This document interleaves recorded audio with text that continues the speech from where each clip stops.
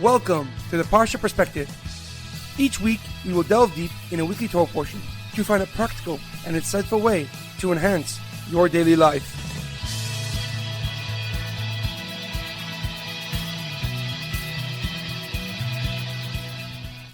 Thank you for tuning in. My name is Rabbi Shalom Yamini, and each week we will look into the weekly Torah portion to find practical and insightful ways to enhance your daily life. This week's Parsha Perspective is in honor of the Refuah Shlema, the complete and speedy recovery of HaRav Amitai ben Shoshanna, Leah Mintche bas Gittel, Aban ben Naomi, and Shaul ben Berta. This week's Parsha Perspective is in loving memory of Edward Ben Efraim, Shlomo Ben Edward, and Yirachmiel Daniel Ben Gedalia. May their souls be uplifted and their memories a blessing. This week's Torah portion is Parsha Acharei Mos, the lesson of Azazel. Our Parsha begins following the death of Aaron's two sons, Nadav and Avihu. They died because they spontaneously entered the Kodesh Hakedshim, the Holies of Holies, by themselves. Hashem commanded Moshe to tell Aaron and his two remaining sons never to enter the Holies of Holies at will, because they will share the same consequences as Nadav and Avihu. Only Aaron, the high priest, and all future high priests can enter the Holies of Holies on the year's holiest day, Yom Kippur. The Torah then explains the elaborate service of the Kohen Gadol of the high priest on Yom Kippur. Amongst the many rituals, he was to bring an incense offering, the Ketores, in the Kodesh Hakedshim, the Holies of Holies, and he was to draw lots for the fate of two identical goats. One goat, the first goat, was labeled La Hashem, for God, and was sacrificed on the Mizbeach, on the altar, and completely burnt. The second goat was labeled Azazel and was led by a specific Kohen to a cliff and pushed off. The Kohen who dealt with the goat for Azazel would need to immerse himself and his clothes in a mikvah, in a body of water, before entering the Beis HaMikdash once again. However, a question comes to mind. The term Azazel is found nowhere else in the Torah and does not have an actual translation. The commonly used term is scapegoat, which was created by William Tyndale in 1530 when he translated the Torah into English. But what does Azazel really mean, and why was this goat given this unusual and uncommon name? Rashi Rav Shlomo Yitzchaki, the leading commentary on the Torah, quotes the Talmud in Yuma, that the meaning of Azazel is to be strong and mighty. Uzzah is strong and El means mighty. Rashi explains that the term Azazel is referring to the rocks of the cliff that the Azazel was pushed off from. This specific peak was dangerously high and extremely steep, and the land on the bottom was rough and rugged. However, the Ramban, Rav Moshe ben Nachman, a leading scholar, philosopher, and Kabbalist, gives a deeper and more profound explanation.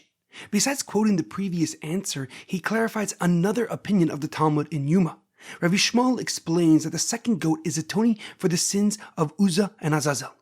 The Ramban writes that Uzzah and Azazel were angels who were upset when God created mankind.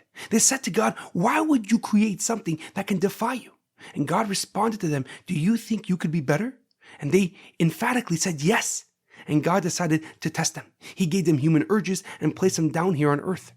As you can imagine, Uzzah and Azazel were extremely enticed by the many beautiful women and promptly sinned with them. And at that moment, they defiled their purity and lost their angel status. Their unions created giants known as the Nephilim, the fallen ones. Their descendants were wicked and evil and caused the Mabul, the greatest flood in history. And according to many opinions, Og, the wicked king of Bashan, whom Moshe Rabbeinu himself killed, was one of these giants. The Ramban explains that the Azazel was an essential part of Yom Kippur because it represents the value of every good deed we do. Since we are naturally predisposed to do anything to feel good in the moment and to make ourselves better than the other, every single mitzvah matters because it demonstrates our neshama, our godly soul, overpowering our instinct for the sake of God. The Azazel teaches us that although we may have followed our impulses during the past year, we receive angel-like status each time we beat our desire, each time we beat our urges. For overcoming our desires is the highest and greatest form of actualizing and fulfilling our godly purpose. This lesson is ever more prevalent as we just finished the holiday of Pesach, the holiday of redemption.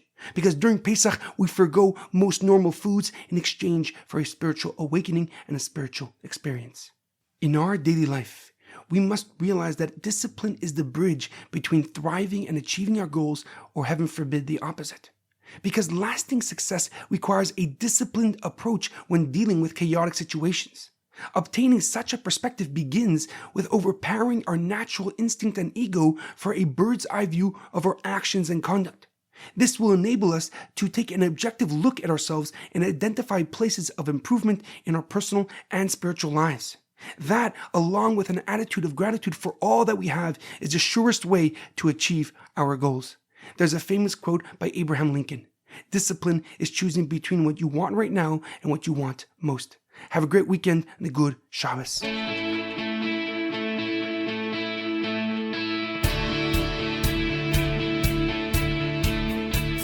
Thank you for tuning in to the Parsha Perspective. Check out our website, theparshaperspective.com. Send thoughts and comments to theparshaperspective@gmail.com. Till next time, thanks for listening.